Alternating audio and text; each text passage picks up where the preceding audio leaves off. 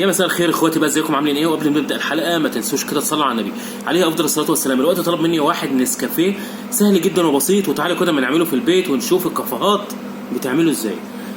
اول حاجه هنجيب اللبن بتاعنا، وهنجيب برطمان النسكافيه والكوبايه بتاعتنا، وهناخد من البرطمان معلقه نسكافيه صغيره، يعني معلقه ونص من النسكافيه. تمام قوي. احنا ممكن نستغنى عن البرطمان دوت لو مش متاح في البيت، واكيد مش هيبقى موجود في البيت، وهنجيب ظرف نسكافيه صغير ونحطه في الكوبايه. بعد كده هنسخن اللبن بتاعنا على البخار،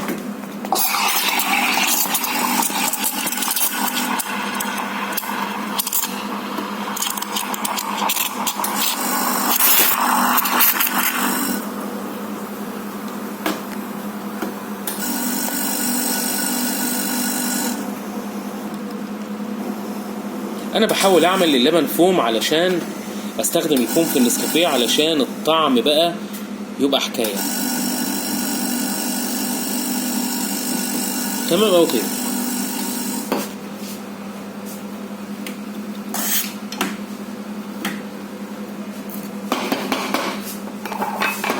بعد كده ندبه دبتين كده ونسيبه يهدى شويه، يعني لثواني بسيطه قوي. بعد كده هناخد الكوبايه اللي فيها النسكافيه وهنفتح عليها الميه، حبه ميه صغيرين وما نكترش. تمام قوي كده. ونقلبه كده بالمعلقه. هو سهل جدا وبسيط ومش محتاج اي افتكاسات، يعني لو طفل صغير ممكن يعمل النسكافيه كمان زي الطفل اللي بيصورنا ده. احنا كده حطينا ربع كوبايه ميه. بعد كده هنكمل باللبن بتاعنا.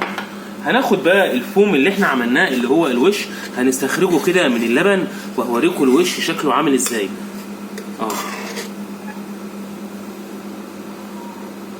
ده الوش بتاع اللبن.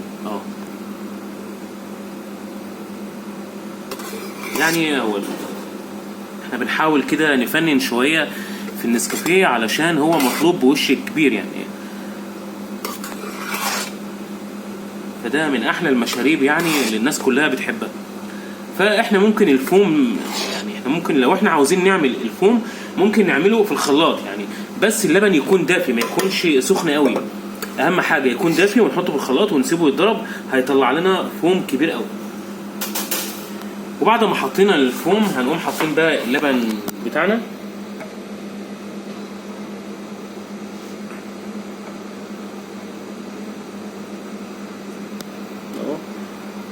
زي ما انتم شايفين الوش كله بيطلع اهو.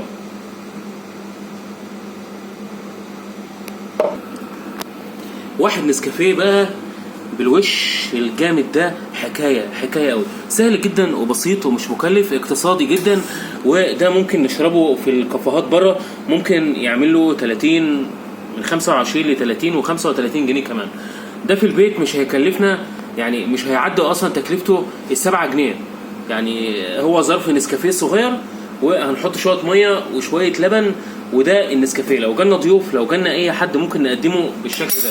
طبعا احنا مش هنسكت على كده، وهنقوم نازلين بشويه يعني شويه كاكاو كده من فوق الوش، او رشه نسكافيه بسيطه قوي، او رشه قرفه اللي حابب القرفه، اي حاجه ممكن حسب الاختيار.